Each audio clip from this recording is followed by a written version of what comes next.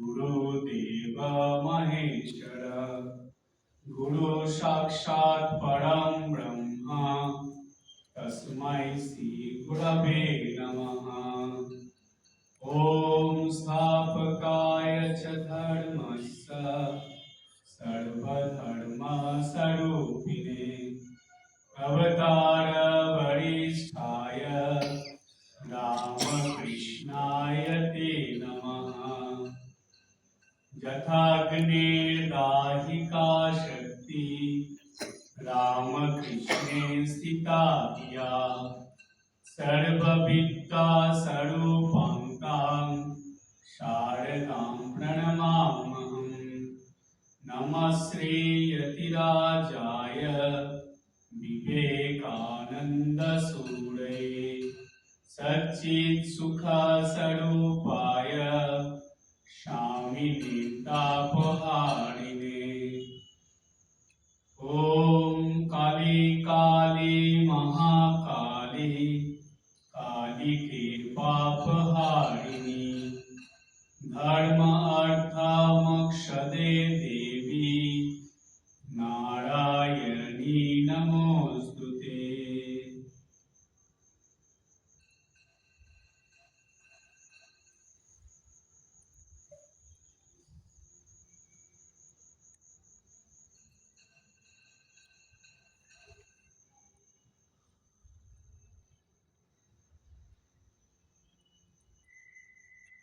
ओम वसुदेव सुतं देवं कंसचाणूरमर्दनं देवकी परमानंदं कृष्णं वंदे जगद्गुरुं। সবার প্রথমে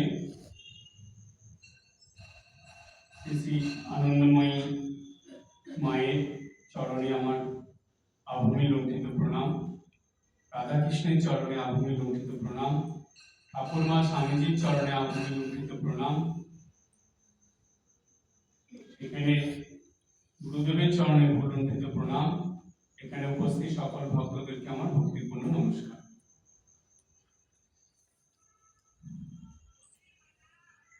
এইখানে আমরা সবাই আজ উপস্থিত হয়েছি একটা নতুন ধরনের আলোচনা শোনার জন্য। যেহেতু এটা আনন্দময়ী মাতৃ মন্দির, তাই মায়ের প্রসঙ্গটার মধ্যেই আমার এই আলোচনাটা থাকে। যেদিন থেকে এখানে আলোচনা শুরু করেছি, এই আনন্দময়ী মায়ের অর্থাৎ ভবতারিণী মা, কালী মা, শ্যামা মা, যাই বলুন, জগৎজননী মা, এই মায়ের বিভিন্ন দিক সম্বন্ধে এখানে আলোচিত হচ্ছে। এর আগের যে আলোচনা হয়েছিল সেই আলোচনায় আমরা একটা নতুন প্রসঙ্গ শুরু করেছিলাম, যে ঠাকুর শ্রী রামকৃষ্ণদেব যে সকল মন্দিরে, কলকাতার বিভিন্ন জায়গায় তো ঠাকুর যেতেন, তো দক্ষিণেশ্বর বাদেও ঠাকুর এমন অনেক জায়গায় গেছেন কলকাতার, সেসব জায়গায় অনেক পুরনো সব কালী মন্দিরগুলো ছিল। সেই মন্দিরে ঠাকুর যেতেন, গিয়ে প্রণাম করে আসতেন এবং ঠাকুরের সঙ্গে যারা থাকতেন সবাইকে ঠাকুর নিয়ে যেতেন। আমরা এমনও পাই সেই সব মন্দিরে ঠাকুর যে একবার গেছেন তা না, বেশ কয়েকবার সেসব মন্দিরে গেছেন। ঠাকুর এই যে মন্দিরে যাচ্ছেন স্বয়ং ভগবান অবতার হয়ে এসে, তার কারণটা কি? তিনি দক্ষিণেশ্বর মন্দির ছাড়াও কলকাতার বিভিন্ন জায়গায় বা যেখানেই যাচ্ছেন তিনি মন্দিরগুলোতে অবশ্যই একবার করে যেতেন। শাস্ত্রে একটা খুব সুন্দর কথা আছে হিন্দু শাস্ত্রে, যে অবতার পুরুষরা যা যা করেন সবকিছুর মধ্যে শিক্ষা থাকে। এই জগতের মানুষের শিক্ষার জন্য, সেই শিক্ষা নিয়ে তাদের জীবনে চলার জন্য এবং তাদের জীবনের সার্বিক উন্নতির জন্য অবতার পুরুষরা এই রকম কাজ করে থাকেন। এমনও বলা হয় তাদের প্রত্যেকটা নিঃশ্বাস প্রশ্বাস পর্যন্ত এই জীবের বা মানুষের মঙ্গলের জন্য।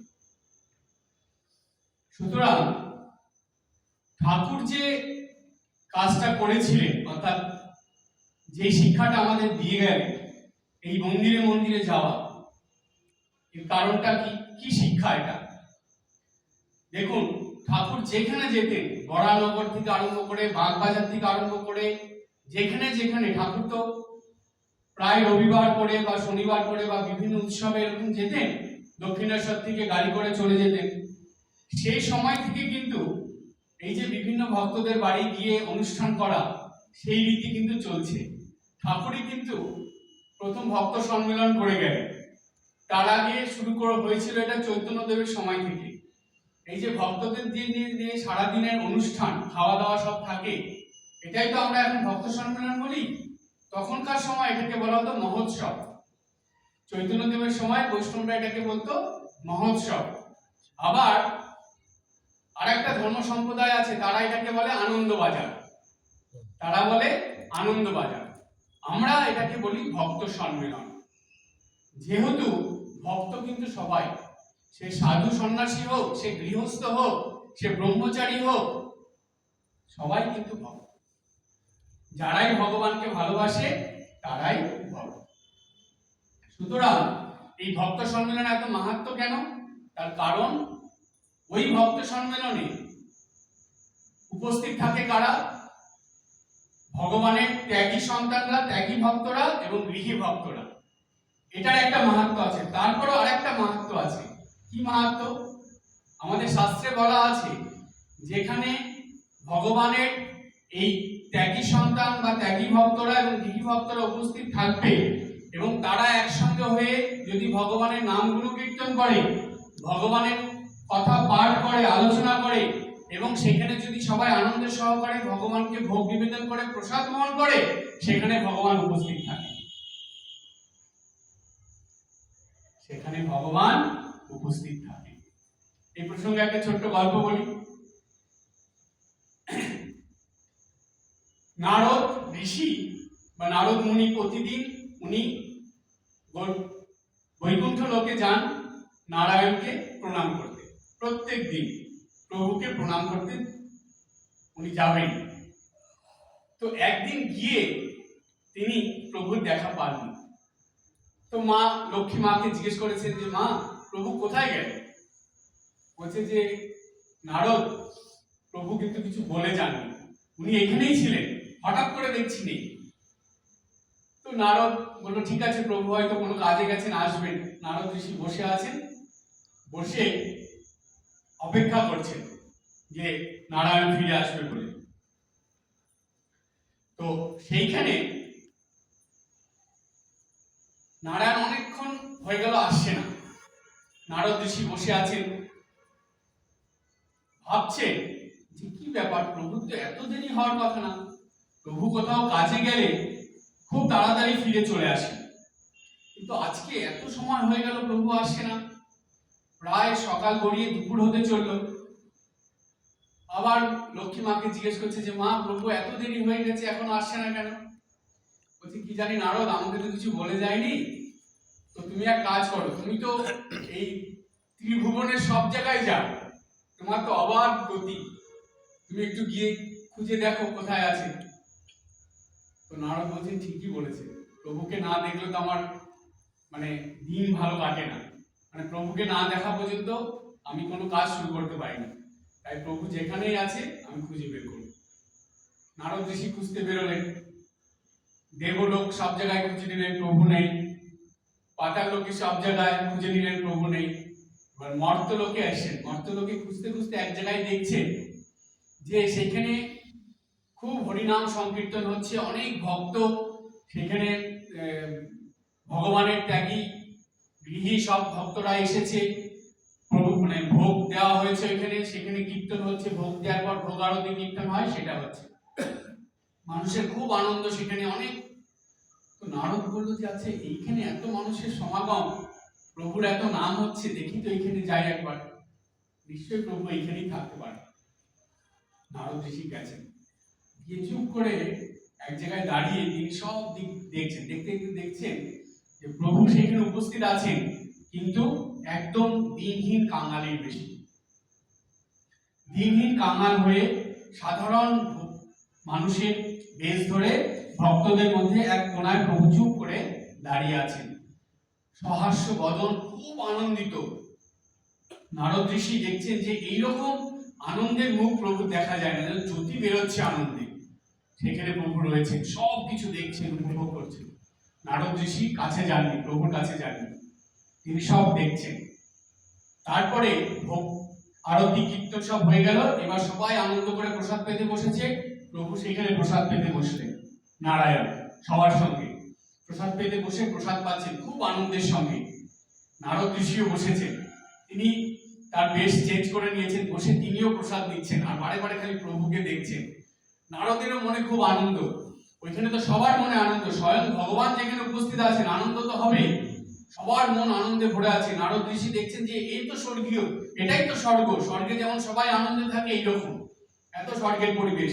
নারদ ঋষি ভেবেছিলেন প্রভুকে দর্শন করে তিনি চলে যাবেন, কিন্তু ওই আনন্দের পরিবেশে এসে আর যেতে পারলেন না, তিনি ওইখানে থেকে গেলেন।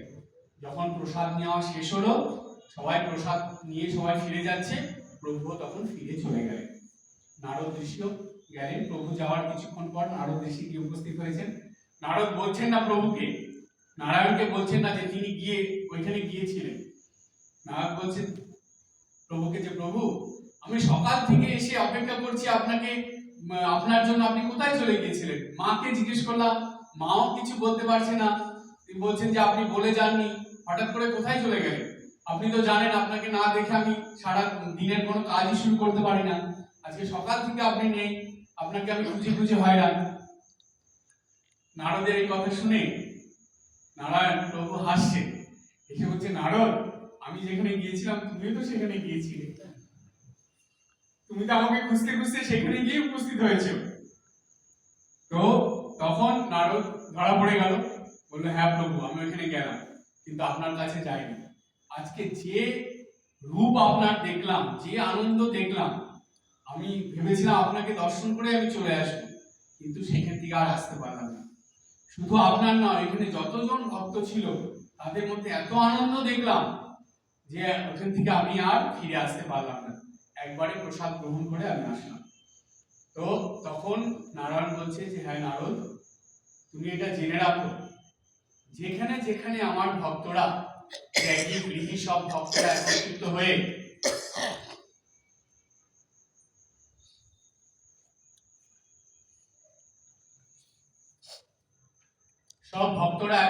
হয়ে আনন্দ করেন, প্রসাদ গ্রহণ করেন, আমার নাম সংকীর্তন করেন, আমি আমার এই বৈকুণ্ঠ ধাম ছেড়ে আমি সেখানে গিয়ে উপস্থিত হই।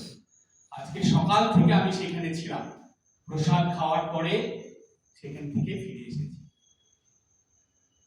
সুতরাং দেখুন, একটা জিনিস জানবেন, যেখানে এই ত্যাগী গৃহী ভক্তরা উপস্থিত থাকবে, হরিনাম সংকীর্তন হবে, প্রভুর নাম হবে, তার পাঠ আলোচনা হবে, ভোগ হবে, জানবেন ভগবান সেখানে উপস্থিত থাকবেনই থাকবেন, অবশ্যই থাকবেন। সূক্ষ্ম আকারে থাকেন কিংবা কোনো সাধারণ মানুষের বেশে থাকেন, কোন বেশে যে ভগবান আসবেন আমরা কেউ জানি না, কিন্তু আসেন। এই বিশ্বাস নিয়েই আমাদের চলতে হবে, ভগবান অবশ্যই আসেন। ভক্তের ডাকেই যতবার ভগবান অবতারে অর্থাৎ নরদেহ ধারণ করে পৃথিবীতে এসেছেন, জানবেন তার পিছনে ভক্তের ডাক ছিল, ভক্তের ডাকেই ভগবান আসেন। তাই চৈতন্যদেব হরিদাসকে বলেছিলেন যে হরিদাস, তুমি তো হরির দাস, তুমি এটা জেনে রাখো, হরি নামেই হরি নামে। কত গভীর, কত সুন্দর কথা দেখুন। হরিদাসকে বললেন হরি নামেই হরি নামে। হরি নামে মানে ভগবানের নাম ধরে ডাকলে, নাম করলে হরি নামে মানে ভগবান নেমে আসে। তাই জন্য চৈতন্যদেবের মুখ থেকে ওই কথা শুনে হরিদাস এমন ভগবানের নাম জপ শুরু করলেন, দিনে 24 ঘন্টার মধ্যে 3 লক্ষ নাম জপ করতেন, 3 লক্ষ নাম জপ করতেন। তখন হরিদাস একটা কাজ করতেন, আপনার শুনলে অবাক হয়ে যাবেন, কিন্তু এই পদ্ধতিটা আপনারাও নিজেরা জীবনে পালন করতে পারেন, তাহলে অন্তত একটা স্যাটিসফ্যাকশন আসবে যে না, আমরা ভগবানের জন্য একটা কিছু করেছি যেটা স্বয়ং ভগবতী করে গেছিলেন। বিষ্ণুপ্রিয়া দেবী চৈতন্যদেবের চলে যাওয়ার পরে, চৈতন্যদেব যখন পুরীতে চলে গেলেন, তারপরে বিষ্ণুপ্রিয়া দেবী তিনি তো ছিলেন নবদ্বীপে ছিলেন, তো জানেন যে স্বামী তো আর ফিরে আসবে না, কিন্তু তিনি স্বামীর নির্দেশ অনুযায়ী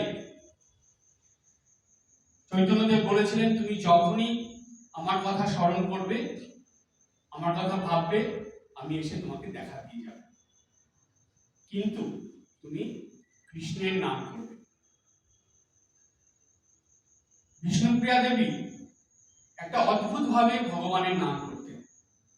তখনকার সময়ে এই হাতে গোনা পর গোনা যে জপ সেটাও নয়, মালায় জপ সেটাও বড় হয়েছে। বিষ্ণুপ্রিয়া দেবী মালা জপ করতেন, কিন্তু একটা অদ্ভুত উপায় অবলম্বন করতেন। উনি কি করতেন জানেন? ভোরবেলা ঘুম থেকে উঠতেন, আমাদের সারদা মা যেমন সূর্য ওঠার আগে ভোরবেলা 3টের সময় বা 3:30-এর মধ্যে উঠে পড়তেন, সেই রকম বিষ্ণুপ্রিয়া দেবী উঠতেন, উঠে স্নান করে জপে বসতেন। যখন জপে বসতেন দুটো বাটি নিতেন, একটা খালি বাটি থাকতো আর একটা বাটিতে চাল থাকতো। একটা করে চাল হাতে নিতেন, একবার জপের মন্ত্র বলতেন, খালি বাটিতে একটা করে চাল রাখতেন।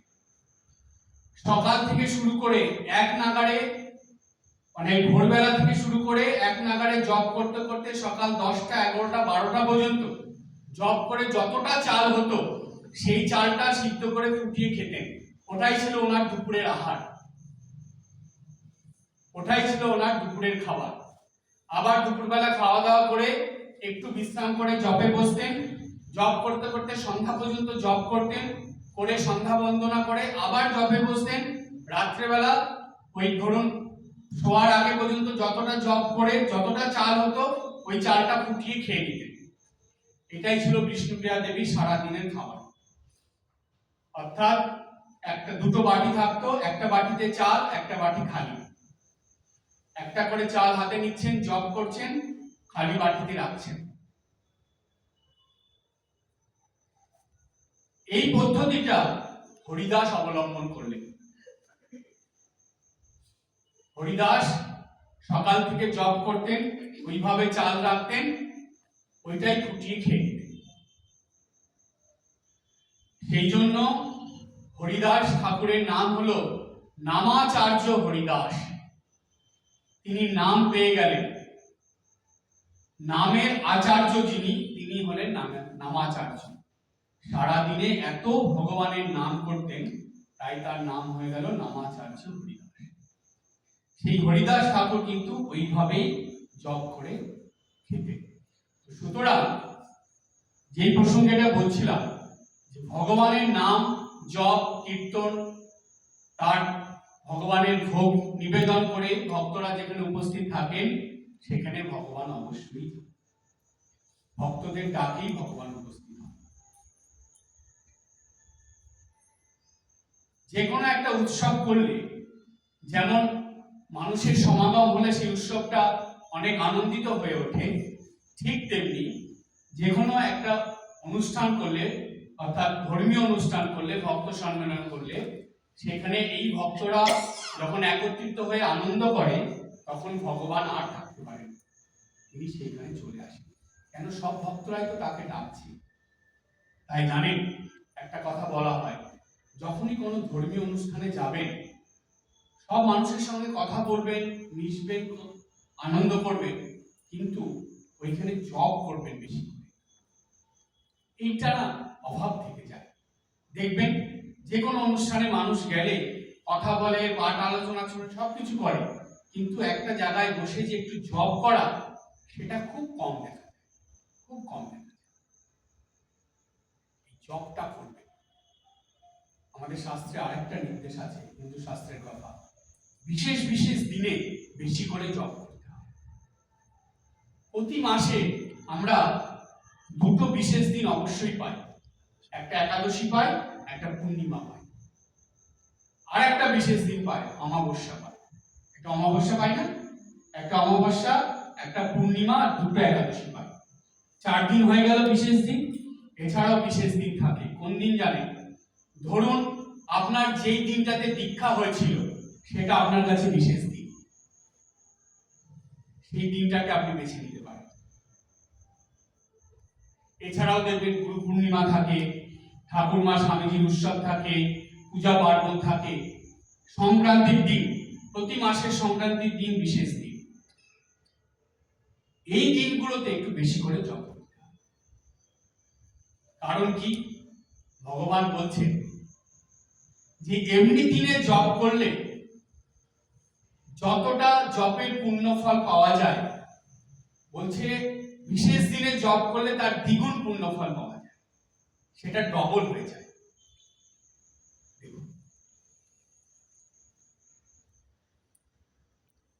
তাই এই বিশেষ দিনে একটু বেশি করে জপ করবে।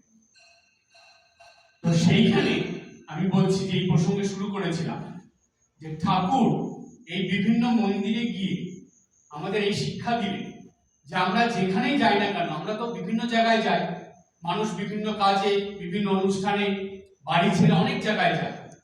ওইখানে গিয়ে দেখবেন কোনো মন্দির আছে কিনা, সেখানে অবশ্যই একবার যাবেন। ঠাকুর এটাও বললেন যে যেখানে অনেক দিন ধরে নিত্য পুজো হচ্ছে, যেই মন্দিরে নিত্য ঠাকুরের ভোগ হয়, নাম কীর্তন হয়, পাঠ আলোচনা হয় বা নিত্য পূজা হয়, বলছে সেইখানে দেবদেবীদের বিশেষ প্রকাশ থাকে। সেইখানে দেবদেবীদের বিশেষ প্রকাশ থাকে। কারণ কি জানেন? প্রতিদিন তাকে আহ্বান করা হচ্ছে এখানে, তিনি তো অবশ্যই থাকবেন। সকালবেলা থেকে এই যে আনন্দময়ী মাতৃ মন্দির যেখানে আমরা বসে আছি, এইখানে সকাল থেকে রাত পর্যন্ত কি করা হয়? মায়ের সেবা হচ্ছে, এখানে রাধা কৃষ্ণের সেবা হচ্ছে, ভক্তরা আসে। এখানে প্রধান কাজটা কি? প্রধান কাজ হলো মায়ের সেবা, মানে ঠাকুর দেবতা দেবদেবীদের সেবা করা, এবং সেই সঙ্গে ভক্তদেরকে এইখানে নানা রকম পূজা পার্বণের জন্য ভক্তরা আসে, পুজো দেয়, তাদেরকে তাদের ইচ্ছা অনুসারে এখানে কিছু ব্যবস্থা করে দেওয়া। তার মানে ভক্তদেরকে, এটা কি জানেন, এটা গেটওয়ে। মন্দিরগুলোর মধ্যে দিয়ে ভক্তরা সরাসরি ভগবানের সঙ্গে যোগাযোগ করতে পারে। এটা তো তাই করা হয়। সুতরাং এই যে কাজটা হচ্ছে, কি করা হচ্ছে? কাকে সামনে রেখে করা হচ্ছে? এটা দেবদেবীদের সামনে রেখে, মাকে সামনে রেখে, শিবকে সামনে রেখে, লক্ষ্মী নারায়ণকে সামনে রেখে, কৃষ্ণ রাধাকে সামনে রেখে। তার মানে তারা যদি উপস্থিত না থাকে, তাহলে এই বিশ্বাসটা আমরা কোথায় রাখবো? বিশ্বাসটা তো এখানেই থাকবে। সুতরাং তারা এখানে আসে, এই বিশ্বাসটা রাখবেন, অবশ্যই তারা এখানে উপস্থিত আছে। বারবার ডাকলে একটা কানে কম শোনে এমন মানুষও শুনে ছুটে চলে আসে। আর যিনি, ঠাকুর বলছেন ভগবান খুব কান খোকরে। কান খোকরে কথা মানে কি জানেন? খুব কান পাতলা। পিঁপড়ের পায়ের মুকুর বেঁধে দিলে যদি শব্দ হয়, সেই শব্দটাই ভগবান শুনে ফেলেন। তো একটা মানুষকে বারবার ডাকলে সে ছুটে চলে আসে, আর ভগবান আসবেন না? এটা হয় কখনো? তাকে প্রতিদিন ডাকা হচ্ছে সকাল থেকে রাত পর্যন্ত, তাকে এত সেবা যত্ন করা হচ্ছে, তিনি অবশ্যই আসবেন, আসেন এবং এখানে উপস্থিত থাকেন। প্রত্যেকটা মন্দিরই তাই। ঠাকুরের কথা আমাদের গিরিশ ঘোষ যেমন ঠাকুরের কথা বিশ্বাস করতেন, ওই রকম বিশ্বাস করে আমাদের চলতে হবে। ঠাকুর বলছেন যেসব মন্দিরে নিত্য তার সেবা পূজা হয়, নিত্য ভোগ আরতি আরাধনা করা হয়, সেখানে তিনি উপস্থিত থাকেনই থাকেন, অর্থাৎ সেই দেবদেবীরা উপস্থিত থাকেন। তাহলে ঠাকুর এটা শিক্ষা দিয়ে গেলেন যেখানে যেখানে মন্দির থাকবে আপনারা যাবেন, অন্য যেখানে যান না যান, মন্দিরে অবশ্যই যান। সে কালী মন্দির, শিব মন্দির, যে মন্দিরই হোক, একবার গিয়ে প্রণাম করে আসুন। ঠাকুর কিন্তু তাই করে। আজকে আমরা ঠাকুরের এর আগে যে মন্দিরগুলোতে গিয়েছিলেন সেটা বলেছিলাম বাগবাজারের ফুটে সিদ্ধেশ্বরী কালী মন্দিরের কথা, সেখানে ঠাকুর গিয়েছিলেন। তারপরে বাগবাজারে সিদ্ধেশ্বরী কালী মন্দির, সেখানেও গিয়েছিলেন। ঠনঠনিয়া সিদ্ধেশ্বরী কালী মন্দির, সেখানেও ঠাকুর বেশ কয়েকবার গিয়েছিলেন। ওখান থেকেই ঠনঠনিয়া কালী মন্দিরটা একটু মানে বিশেষত্ব কি জানেন, ওই মায়ের কাছে বসে বসে ঠাকুর মাকে অনেক গান শোনাতেন। ওই মন্দিরে ঠাকুর অনেক সময় অতিবাহিত করেছেন ঠনঠনিয়া কালী মন্দিরে, যেটা স্বামীজির যে বাড়ি হয়েছে এখন, স্বামীজির বাড়ি যেটা, সেখান থেকে সোজা রাস্তা হেঁটে চলে গেলে ডান হাতে ঠনঠনিয়া কালী মন্দির পড়ে। ঠনঠনিয়া কালী মন্দির সেই ডান হাতে পড়ে। তো সেই মন্দিরটা কিন্তু ঠাকুরের সময় থেকে যেমন ছিল তেমনই আছে, একটু হয়তো ভিতরে চেঞ্জ করেছে, কিন্তু ওই মন্দিরের ওইটা একই রকম আছে। মায়ের মূর্তি ওগুলো সব, ঠাকুর ওইখানে যেতেন। তখনকার দিনে তো এত জনসমাগম ছিল না, তখন ফাঁকা থাকতো। ঠাকুর কি ওইখানে অনেক সময় অতিবাহিত করেছেন এবং মাকে গান শোনাতেন, এটা আমরা পাই। তারপরে হাতিবাগানে গুরুদের কালী বাড়িতে ঠাকুর গেছেন এবং কালীঘাটের কালী মন্দিরে ঠাকুর গেছেন। এই পর্যন্ত আমরা বলেছিলাম। এরপরে আমরা যাব আজকে বাগবাজারের যে অঞ্চলটা, বাগবাজারের দিকে, সেইখানে অনেক কটা কালী মন্দির আছে। সেইখানে কালী মন্দির, তখনকার সময় যে কালী মন্দিরগুলো ছিল, এখন তো অনেক বেড়েছে, তখনকার সময় যেগুলো ছিল সেগুলো কিন্তু এখনো আছে। আর ঠাকুর যেগুলোতে যেতেন সেইগুলো এখানে আলোচনা করব। ঠাকুর কি করতেন, তখন এদিক দিয়ে যখন যাতায়াত করতেন বাগবাজার দিয়ে, তখন বাগবাজারের যেসব কালী মন্দিরগুলো ছিল সেখানে গিয়েছিলেন। আর বরানগরে এই অঞ্চলে ঠাকুর অনেকবার এসেছেন। তো এইখানে যেসব কালী মন্দিরগুলো ছিল সেইখানে ঠাকুর গেছেন, একবার না কয়েকবার গেছেন। আর ওই যে বললাম, ঠাকুর যখনই যেতেন গাড়ি করে, ঠাকুরের সঙ্গে তো লোক থাকতো, ঠাকুর নিজে যেতেন এবং সবাইকে ডেকে নিয়ে যেতেন। সেই উদাহরণ আমরা এখানে পাবো, সেই দৃষ্টান্ত পাবো। বরানগরে কেন ঠাকুর ওইখানে যেতেন? ঠাকুর কচুরির কথা মনে আছে? ঠাকুর কিন্তু ওই ঠাকুর কচুরি জানতেন এবং খেয়েছিলেন। তো ওইখানে সেই ঘটনা আমরা পাই। তো বরানগরে প্রথম যে কালী মন্দিরের কথা বলবো সেটা হলো বরানগরের ব্রহ্মময়ী কালী মন্দির। 1259 সালে মাঘী পূর্ণিমার দিনে শ্রী দুর্গাপ্রসাদ ও শ্রী রামগোপাল এরা দুজনে মিলে এই মন্দির প্রতিষ্ঠা করেছিলেন। শ্রী দুর্গাপ্রসাদ ও শ্রী রামগোপাল বলছে, এই যে মন্দিরটা যেখানে আছে সেই ঠিকানাটা কি? 225 প্রামাণিক ঘাট রোড, দক্ষিণেশ্বরের মূর্তি যেমন, ঠিক এই মন্দিরের মূর্তি কিন্তু সেই একই সময় তৈরি হয়েছিল, দক্ষিণেশ্বরের মূর্তি মতনই দেখতে। এই বরানগরের যে ব্রহ্মময়ী কালী মন্দির, সেইখানে ঠাকুর বেশ কয়েকবার গেছে। ওইখানে যে মানে যেখান থেকে আমরা এই তথ্যগুলো পাই, ওইখানে পাওয়া গেছে যে ঠাকুর ওইখানে যেতেন এবং মাকে প্রণাম করে যেতেন। কখনো কখনো মায়ের কাছে কখনো দাঁড়িয়ে ভাবস্থ হয়ে যেতেন এবং ঠাকুরের সঙ্গে যারা থাকতেন তারাও ওই মন্দিরে যাতে যায় ঠাকুর বলতেন সবাইকে যে এসো মাকে প্রণাম করে যাবে, সবাই গিয়ে সেই মাকে প্রণাম করতেন। সেই বরানগরের ব্রহ্মময়ী কালী মন্দির যে ঠিকানাটা আমি বললাম সেখানে কিন্তু এখনো আছে, সেই মন্দির এখনো আছে। আমি নিজে গেছি, গিয়ে মাকে প্রণাম করে এসেছি। দক্ষিণেশ্বরের মায়ের মূর্তি যখন তৈরি হয়েছে ঠিক সেই সময় কিন্তু এই মায়ের মূর্তিও তৈরি হয়েছে, একই সময়, সমসাময়িক এই মূর্তি তৈরির সব মানে সময়টা।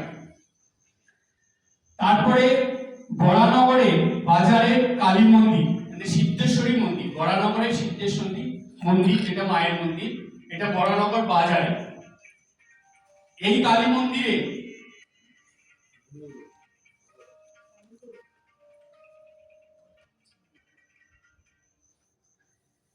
এই কালী মন্দিরের কাছে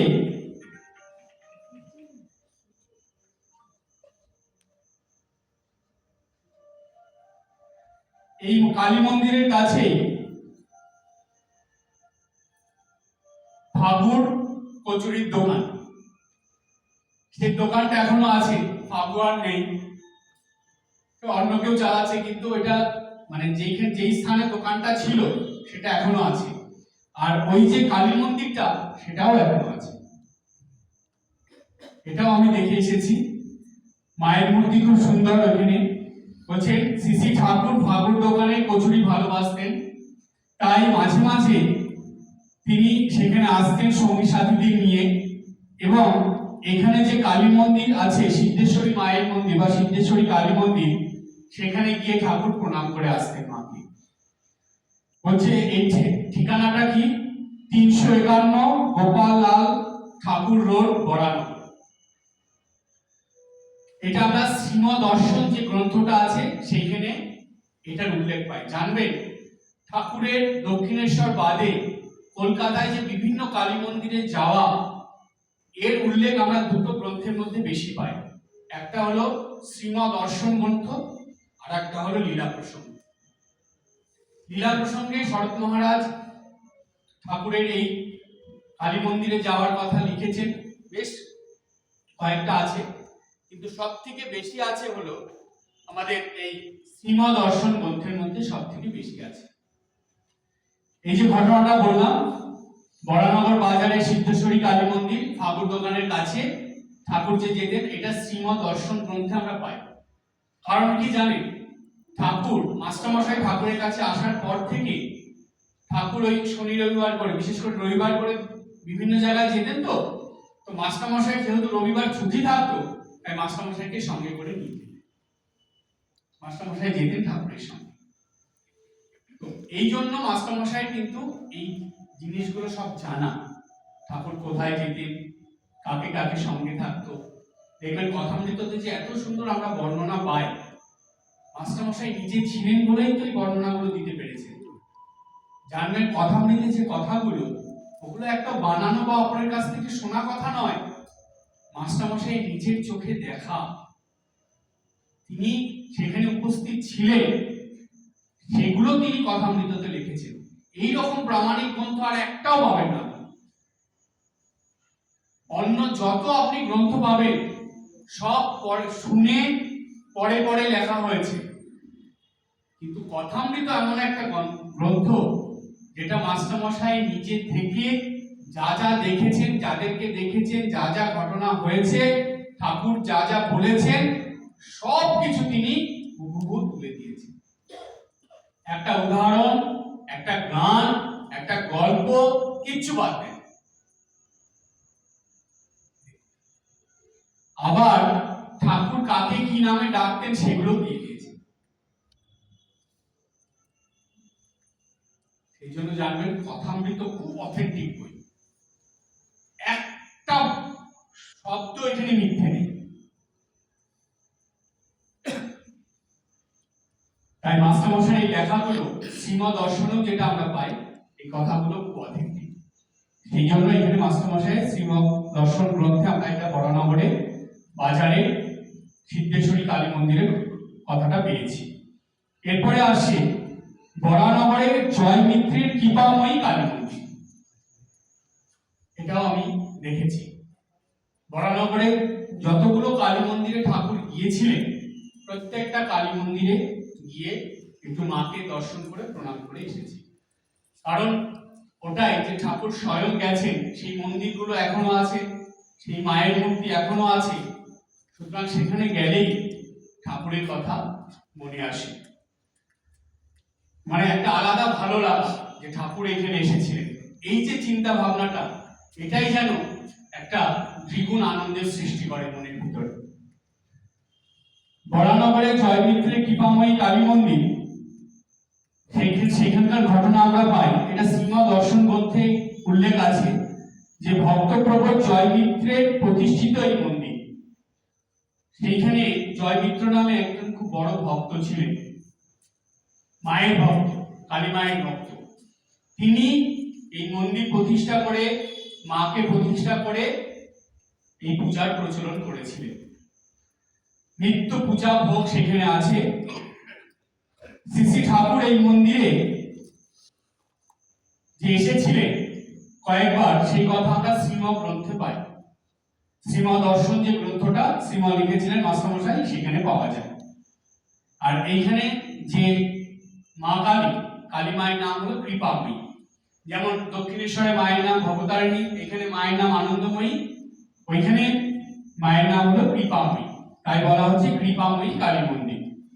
এর ঠিকানাটা কি বলছে? 31 হরকুমার ঠাকুর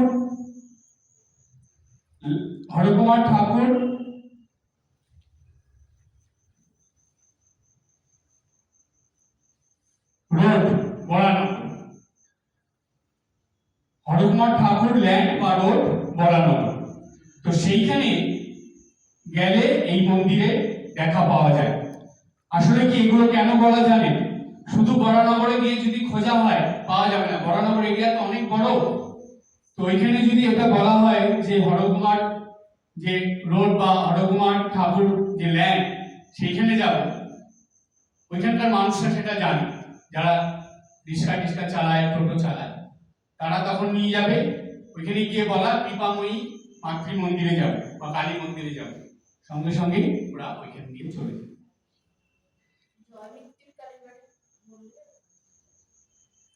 এরপরে বরানগরে কথক ঠাকুরের বাড়ি। বরানগরে কথক ঠাকুরের বাড়ি খুব বিখ্যাত বাড়ি। সেখানে একটা কালী মন্দির আছে, সেখানে ঠাকুর গিয়েছিলেন। নারায়ণ দাস, যিনি কথক ঠাকুর নামে খ্যাত বরানগরে ছিলেন, তার নাম হলো নারায়ণ দাস। এই নারায়ণ দাস কথকথায়, কথক ঠাকুর মানে কথকথা হতো, তো সেগুলো এখনকার দিনে প্রায় উঠেই গেছে।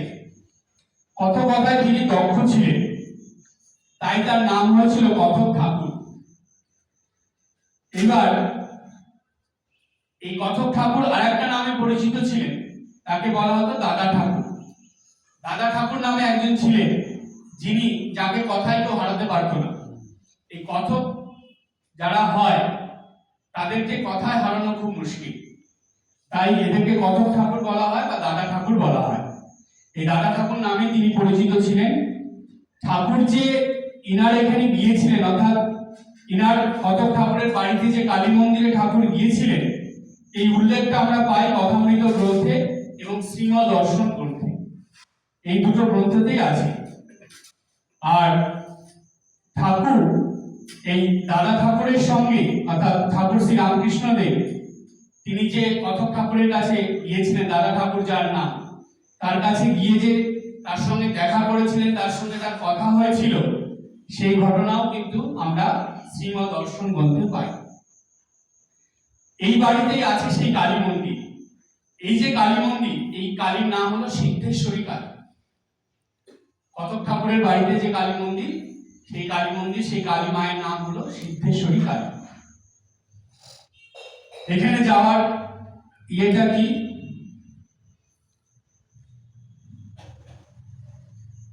ঠাকুর বলছেন এখানে যাতায়াতের পথে ঠাকুর এখানে কয়েকবার গিয়েছে। 46 বিকে মিত্র রোড, বরানগর। বরানগরে 46 বিকে মিত্র রোড, সেইখানে এই কথক ঠাকুরের বাড়ি, সেইখানে সেই মন্দির এখনো আছে, সিদ্ধেশ্বরী কালী মন্দির, যেখানে ঠাকুর গিয়েছে। এই বরানগরে মোট 5টা কালী মন্দিরের কথা আমরা পাই। হয়তো ঠাকুর আরো অনেক জায়গায় গেছেন, যেগুলোর উল্লেখ আমরা পাইনি। তো শ্রীম দর্শন গ্রন্থে এবং কথামৃত গ্রন্থে বা লীলা প্রসঙ্গ গ্রন্থে যা যা আমরা প্রসঙ্গক্রমে যেই গুলো পেয়েছি, বর্ণনাগুলো, সেখান থেকে উঠে এসেছে যে এই 5টা বরানগরে 5টা কালী মন্দিরে ঠাকুর গিয়েছিলেন। আবার বলি, প্রথম হলো বরানগরের ব্রহ্মময়ী কালী মন্দির, বরানগর বাজারের সিদ্ধেশ্বরী কালী মন্দির, বরানগরের জয়মিত্রের কৃপাময়ী কালী মন্দির 3 নম্বর। 4 নম্বর হলো বরানগরের কথক ঠাকুরের কালী মন্দির, এই 4টে। এছাড়া বরানগরের ওই এরিয়ার মধ্যে আর কোনো মন্দিরে ঠাকুর গিয়েছিলেন কিনা সেটার উল্লেখ পাওয়া যায় না। তবে বরানগর থেকে একটু আগে কাশীপুরে কাশীপুরে দুটো মন্দিরে ঠাকুর গিয়েছিলেন। মায়ের মন্দির প্রসঙ্গক্রমে বলি, এই মন্দিরে ঠাকুর যেতেন, বেশ কয়েকবার গিয়েছেন, সেই প্রসঙ্গে এখন আসে। কাশীপুরে একটা মন্দিরে ঠাকুর যে গিয়েছিলেন, প্রথম দুটো মন্দিরে যেতেন। প্রথম মন্দিরটা ছিল কাশীপুরের সর্বমঙ্গলা মন্দির, খুব বিখ্যাত সর্বমঙ্গলা মন্দির, সেখানে ঠাকুর গিয়েছেন। শ্রীমদ দর্শন গ্রন্থে এর উল্লেখ আছে এবং লীলা প্রসঙ্গ গ্রন্থেও এর উল্লেখ আছে। স্বামী শরদানন্দজি মহারাজ, যিনি লীলা প্রসঙ্গ লিখেছেন, শরৎ মহারাজ, তিনি লিখেছেন, সর্বমঙ্গলা দেবীর মন্দির দেখিতে পাইয়া ঠাকুর বলিলেন, ওই সর্বমঙ্গলা বড় জাগ্রত ঠাকুর, প্রণাম করো বলে ঠাকুর ওই মন্দিরের দিকে যাত্রা শুরু করেছিলেন। অর্থাৎ যদি ঠাকুর সর্বমঙ্গলার মন্দিরে যেতেও না পারতেন, যখন ওখান দিয়ে যেতেন তখন ঠাকুর গাড়ির থেকে বসেই প্রণাম করতেন মাকে, এবং গাড়িতে যারা যারা থাকতেন তাদের সবাইকে বলতেন, ওই সর্বমঙ্গলা মাকে তোমরা সবাই প্রণাম করো। ওই গাড়ির থেকে বসে বসেই সবাইকে প্রণাম করতে বলতেন। এগুলো কিন্তু কোনো ঘটনা নয়, এগুলো শিক্ষা। দেখুন, দুটো জিনিস আপনাদের বলি। যদি ঠাকুরমা স্বামীজির কথা, গুরুদেবের কথা বর্ণনা বা ঘটনা হিসাবে নেন, তাহলে জানবেন সেটার গুরুত্ব কমে যায় আমাদের জীবনে। যদি ঠাকুরমা স্বামীজি গুরুদেবের কথাগুলোকে শিক্ষা হিসাবে নেন, তাহলে জানবেন এগুলোর গুরুত্ব আমাদের জীবনে অনেক বেড়ে যায়। তাই এগুলোকে সবসময় শিক্ষা হিসাবে নেন। এই যে ঠাকুর গাড়ি করে, শরৎ মহারাজ লিখছেন যে সর্বমঙ্গলা মন্দিরের সামনে দিয়ে ঠাকুর যাচ্ছেন গাড়ি করে, বেশ কয়েকবার গেছেন। যখনই যেতেন ওই গাড়িতে বসেই সর্বমঙ্গলা মন্দিরের উদ্দেশ্যে ঠাকুর বলতেন, সর্বমঙ্গলা মা খুব জাগ্রত, সবাই প্রণাম করো। ঠাকুর নিজে প্রণাম করতেন, সবাইকে প্রণাম করতেন ওই গাড়িতে বসে বসে, বা হেঁটে গেলে তখনও তাই, ওইখানে চলে যেতেন। এই মন্দিরে ঠাকুরের অনেকবার আগমন হয়েছে। এছাড়াও এই মন্দিরে একটা খুব বিখ্যাত ঘটনা আছে। আপনারা যদি কাশীপুর যান, এই মন্দিরে অবশ্যই একবার যাবেন। এই ঘটনা শোনার পর অবশ্যই একবার যাবেন। কি ঘটনাটা এবার বলি। ঠাকুর তো যেতেন, এটা তো একটা খুবই গুরুত্বপূর্ণ ঘটনা। তার সঙ্গে আর একটা গুরুত্বপূর্ণ ঘটনা আছে, সেটা হলো যে এই যে মন্দিরটা, এই মন্দিরের যে মা সর্বমঙ্গলা মা, এটা হলো কাঠের মূর্তি, দারু মূর্তি বলে, কাঠের মূর্তি। প্রথমে এই মূর্তিটা যখন ওইখানে মন্দিরে বসানো হলো, তখন সেইখানে গঙ্গার দিকে পিছন করে মাকে বসানো হয়েছিল। গঙ্গার দিকে পিছন দিয়ে মায়ের মূর্তিটা ছিল। এবার পাশেই কিন্তু গঙ্গা, খুব বেশি দূরে নয়। এইবার সাধক রামপ্রসাদ একবার গঙ্গায় নৌকা করে যাচ্ছেন, এবং রামপ্রসাদের একটা ছিল, উনি যখনই কোথাও যেতেন মায়ের গান করতেন। নৌকা করে গঙ্গাতে যাচ্ছেন, মায়ের গান করছেন। আর রামপ্রসাদের গান মানে আপনারা জানেন, রামপ্রসাদের গানে রামপ্রসাদ একটা এমন শিক্ষা দিয়ে গিয়েছিলেন, সেটাও শুনলে আপনারা অবাক হয়ে যাবে, যে গানের দ্বারা ভগবানকে লাভ করা যায়, এই শিক্ষা রামপ্রসাদ দিয়ে গেলেন। রামপ্রসাদ কিন্তু গানের মধ্যে দিয়ে মা কালীকে লাভ করেছিলেন, কালী মাকে লাভ করেছিলেন, মাকে দর্শন করেছিলেন, মার সঙ্গে কথা বলেন। এই গানের মধ্যে দিয়েই কিন্তু মার দর্শন পেয়েছিলেন। তাই রামপ্রসাদ যখন গান করতেন, তার গান বলা হয় যে পশু পাখিরা পর্যন্ত চুপ করে শুনত। রামপ্রসাদ গঙ্গায় নৌকা করে হেঁটে যাচ্ছেন গান করতে করতে, নৌকার মধ্যে বসে। এত মানে আত্মভোলা হয়ে মায়ের কে ডাকছেন, গান করছেন। মা মন্দিরে গঙ্গার দিকে পিছন দিয়ে মা বসানো, তো মা ঘুরে গিয়েছিলেন গঙ্গার দিকে গান শোনার জন্য। গান শোনার জন্য মা ঘুরে গিয়েছিলেন।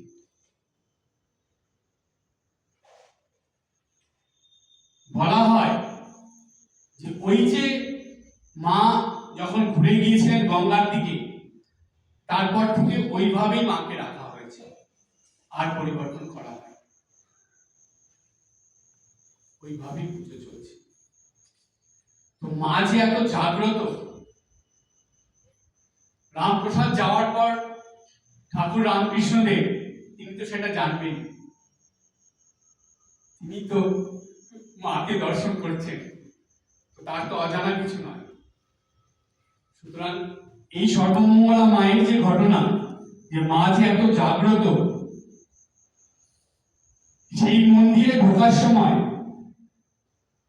এখানে প্রবেশ পথে দেওয়ালে লেখা আছে, যদি আপনারা যান সর্বমঙ্গলা মন্দিরে, যখন প্রবেশ পথ, সেই দেওয়ালে একটা লেখা আছে যে এই যে ঘটনাটা, এটা এবং সেই সঙ্গে ঠাকুর যে যেতেন রামকৃষ্ণদেব, সেটা এই দুটোই এখানে লেখা আছে। এটা ঠিকানা কি?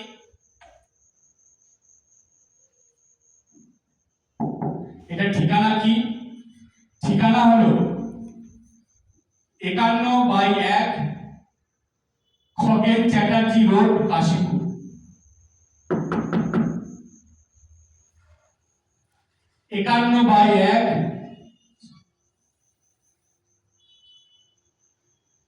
না 15/1 খগেন চ্যাটার্জি রোড, কাশীপুর।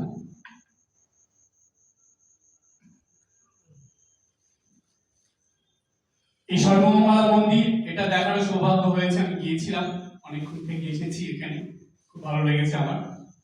এসব জানার পর যখন যাবেন আপনারা, দেখবেন এর একটা আলাদা মাহাত্ম্য, আলাদা গুরুত্ব আপনাদের কাছে হবে, আর মনে এমন একটা ভাব আসে।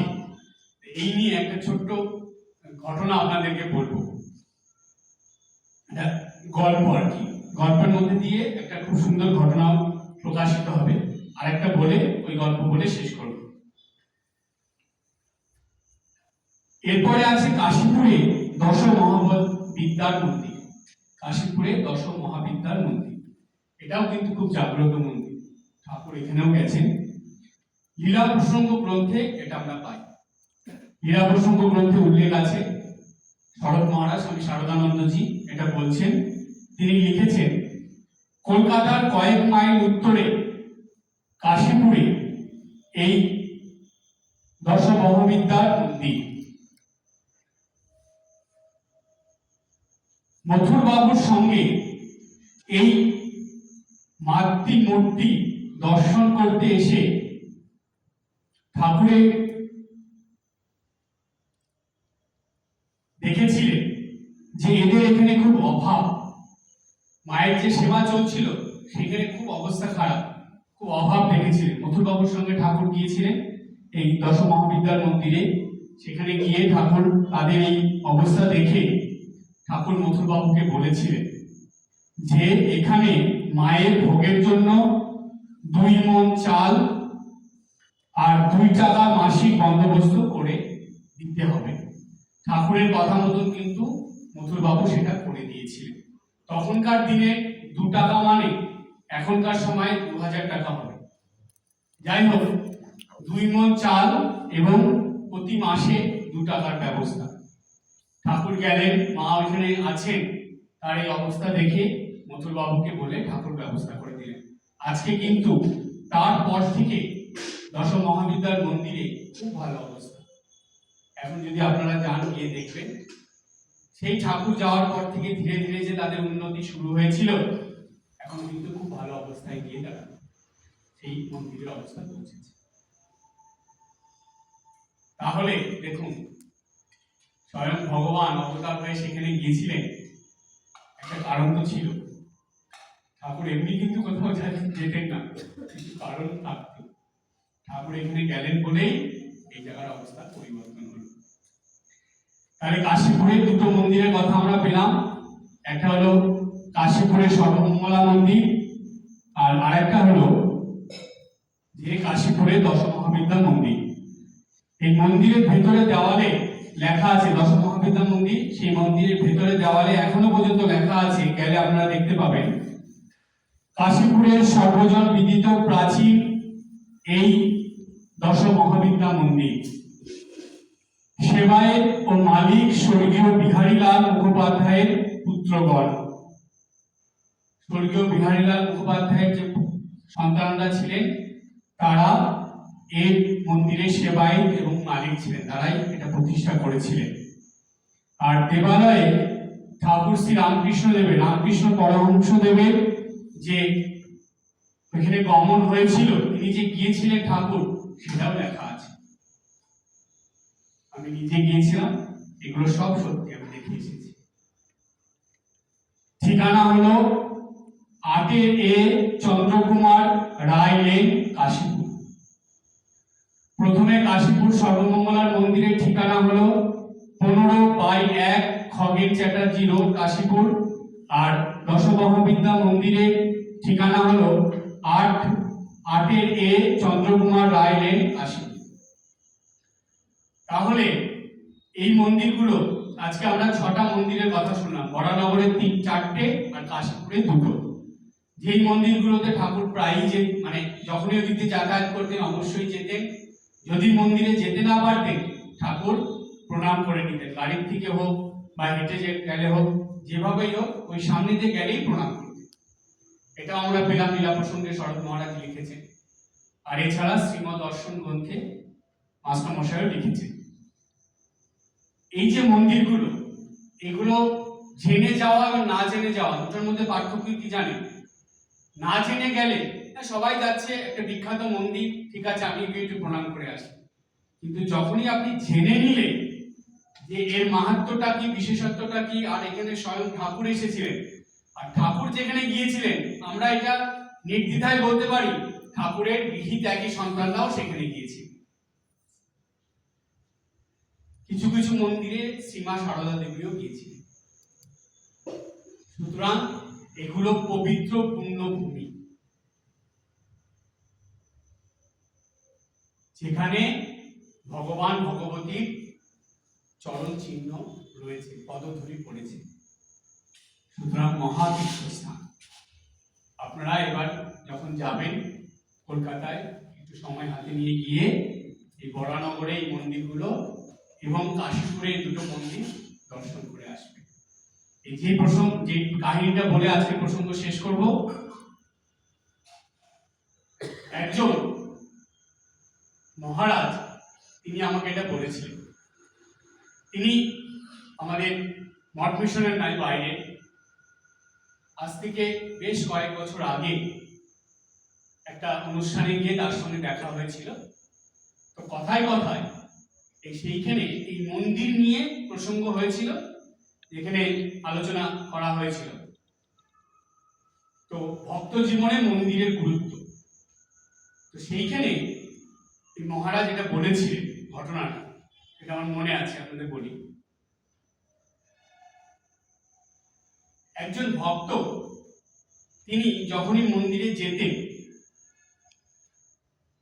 তার একটা অনুভব হতো যে যত তিনি মন্দিরের দিকে এগোচ্ছেন তত তার গতি বাড়ছে। আগেকার দিনে কি হতো, হেঁটে হেঁটে যেতে হতো, এত তো গাড়ি ঘোড়ার ব্যবস্থা ছিল না। তো যত তিনি হেঁটে হেঁটে মন্দিরের দিকে যাচ্ছেন তত তার গতি বাড়ত। তিনি হাঁটতে থাকতেন, প্রথমে আস্তে আস্তে বাড়ি থেকে বেরোচ্ছেন, আস্তে আস্তে হেঁটে হেঁটে যাচ্ছেন, যত যাচ্ছেন তত গতি বাড়ছে, হাঁটছেন জোরে জোরে, তারপরে দৌড়ে দৌড়ে চলে যেতেন মন্দিরে গিয়ে। তিনি বলতেন যে আচ্ছা এইরকম কেন হয়? তো তখন তিনি ভাবতে ভাবতে বলে এটা গুরুদেবকে জিজ্ঞেস করুন। সেই ভক্তটা তখন তার গুরুদেবের সঙ্গে দেখা করে গুরুদেবকে জিজ্ঞেস করেছে, গুরুদেব আমার এইরকম হয়, এটা কেন হয় বলুন তো, কি ব্যাপার? তখন তার গুরুদেব বলছেন যে তুমি যখন যেই মন্দিরে যাও সেই মন্দিরের কথা ভাবতে থাকো তো? হ্যাঁ গুরুদেব। বলছে খুব চিন্তা হয় আমার, কতক্ষণে গিয়ে দেখবো সেই ভাবনাটা হয়। বলছে এই যে তোমার সেই মন্দিরে যে দেবতা বা দেবী আছে তাকে নিয়ে ভাবনা, এই যে তার কাছে যাবে সেটা নিয়ে তুমি চিন্তা ভাবনা করতে থাকো, এবং তার কাছে যাওয়ার জন্য তোমার যে মনের ব্যাকুলতা, এটার যে আকর্ষণ, সেটাই তোমাকে তাড়াতাড়ি সেখানে টেনে নিয়ে যায়। সেই জন্য জানেন আমরা এরকম একটা ঘটনা পাই মহাভারতে। মহাভারতে দুর্বাসা মুনির সঙ্গে দেখা করতে যাওয়ার কথা। পঞ্চ পাণ্ডবরা তখন বনে, কেউ দেখা করতে যেতে সাহস হচ্ছে না। তখন কেন দুর্বাসা মুনির কাছে যাবেন? তার যা রাগ, কি বলে দেবে, অভিশাপ দিয়ে দেবে, কি করবে তার ঠিক নেই। কেউ যেতে সাহস পাচ্ছে না। কিন্তু দুর্বাসা মুনি আছেন, যেখানে পঞ্চ পাণ্ডবরা ছিলেন তার থেকে কাছাকাছি দুর্বাসা মুনি আছেন, জঙ্গলে বসে তিনি সাধনা করছেন। পঞ্চ পাণ্ডবরা জানার পরেও যদি সেখানে না যান তাহলে একটা মহা বিপদ ঘটে যাবে। দুর্বাসা মুনি যদি জানতে পারে, অবশ্যই যেতে হবে। কি করবেন? পঞ্চ পাণ্ডব তো যেতে রাজি নয়। তখন দ্রৌপদী বললেন, তোমাদের কাউকে যেতে হবে না, আমি যাব। কিন্তু আমি আজ থেকে 7 দিন পরে যাব। যুধিষ্ঠির বলে, আরে এত দেরি করবে তুমি? বলছে যে না, আমি এখন যাব না, আমি 7 দিন পরে যাব। 7 দিন ধরে দ্রৌপদী শুধু দুর্বাসা মুনির কথা চিন্তা করেছেন এবং সবসময় ভালো ভেবেছে দুর্বাসা মুনিকে নিয়ে। 7 দিন পরে যখন বনের ফল টল নিয়ে একটা পাত্র করে হাতে করে নিয়ে দুর্বাসা মুনির কাছে গেছেন, 7 দিন ধরে মুনির কথা ভাবছেন। যাওয়ার সময় দ্রৌপদী তাড়াতাড়ি গিয়ে মুনির কাছে গিয়ে পৌঁছেছে। গিয়ে যখন ওইখানে দাঁড়িয়েছেন, ওটা সামনে রেখে প্রণাম করেছেন, দুর্বাসা মুনির চোখ খুলে হাসি, খুব আনন্দিত দ্রৌপদীকে দেখে। দ্রৌপদী প্রণাম করলেন, খুব খুশি, দ্রৌপদীকে খুব আশীর্বাদ করলেন দুর্বাসা মুনি। সেখান থেকে দ্রৌপদী ফিরে আসলেন। পঞ্চ পাণ্ডব খালি চিন্তা করছে, কি হলো, কি হবে? দ্রৌপদী তো গেল, এখন কি হবে, কি মানে দুর্বাসা মুনি কি বলে দেবে, এসব চিন্তা করছে। যখন দেখলেন দ্রৌপদী হাসতে হাসতে ফিরে আসছে, পঞ্চ পাণ্ডব খুব খুশি। দ্রৌপদী এসে যখন সব কথা বলল, তখন যুধিষ্ঠির জিজ্ঞেস করছেন, আরো সব মানে ভাইরা জিজ্ঞেস করছে, এই অসাধ্য সাধন কি করে করলে? দ্রৌপদীকে ওরা পাঞ্চালী বলে ডাকতো। পাঞ্চালী, তুমি এই অসাধ্য সাধন কি করে করলে? দ্রৌপদী তখন বলল, এই অসাধ্য সাধন করেছি, তোমাদের মনে আছে আমি বলেছিলাম যে আজ থেকে 7 দিন পরে আমি যাব। এই 7 দিন ধরে আমি শুধু দুর্বাসা মুনির কথা চিন্তা করেছি এবং তার ভালো দিকটা চিন্তা করেছি, তার সম্বন্ধে কোনো খারাপ কিছু আমি চিন্তা করি। এই ভালো চিন্তা করতে করতে, তার স্মরণ মনন করতে করতে আমি যখন গেছি, তখন দেখলাম তিনি তো মুনি, ঋষি, তিনি তো সব জানেন।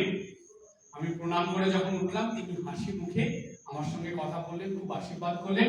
এবং আমি যেটা নিয়ে গেছিলাম, দুর্বাসা মুনি কারো জিনিস নিয়ে মানে গ্রহণ করতেন না, কিন্তু দ্রৌপদী যে ফলগুলো নিয়ে গেছিলেন সব গ্রহণ করে। কি করে এই অসাধ্য সাধন হলো? ঠিক এই ঘটনা। যে কোনো মন্দিরে যাওয়ার সময় যদি আপনি সেই মন্দিরের দেবদেবীর কথা ভাবেন, দেখুন সূক্ষ্ম সূক্ষ্ম জিনিস, কিন্তু আমরা কেউ এদিকে গুরুত্ব দেই না, ভাবি না। যদি সেটা ভাবা যায়, গুরুদেবের কাছে যাবেন।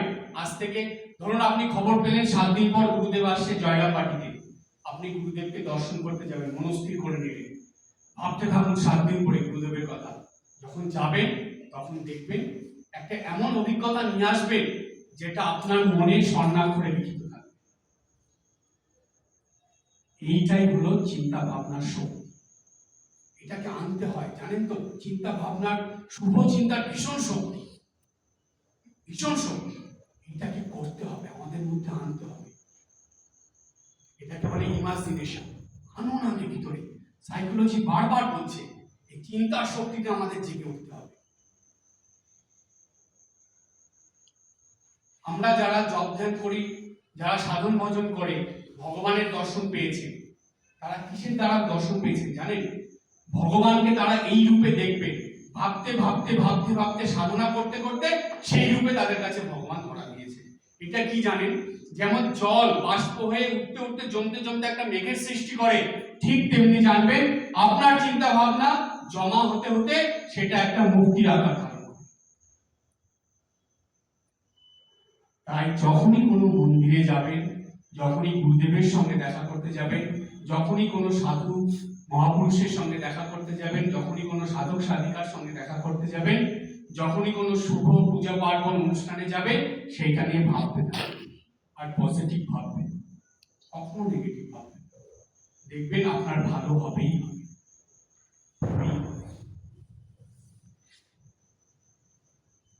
এই চিন্তা ভাবনার পরিবর্তন আনলে একটা মানুষ সম্পূর্ণ পরিবর্তন হয়ে যায়। স্বামীজি বললেন একজন চোর, একজন ডাকাত, আমাদের হিন্দু শাস্ত্রে আছে, তারাও পরবর্তী জীবনে সাধু সন্ন্যাসী হয়েছেন। বাল্মীকি মুনি কি ছিলেন? বাল্মীকি মুনি যিনি ছিলেন দস্যু লঙ্কাকর, লাস্টে কি হলেন? বাল্মীকি মুনি হলেন। এই যে তার পরিবর্তন, কিভাবে পরিবর্তনটা হয়েছিল? মনের চিন্তা ভাবনা। নারদ এমন জিনিস ওনার কানে দিয়ে দিলেন, সেই নামটাও উচ্চারণ করতে পারতেন না, রাম রাম না বলে মরা মরা বলতেন। সেই রামের চিন্তা করতে করতে তিনি দস্যু থেকে মুনি হয়ে গেলেন।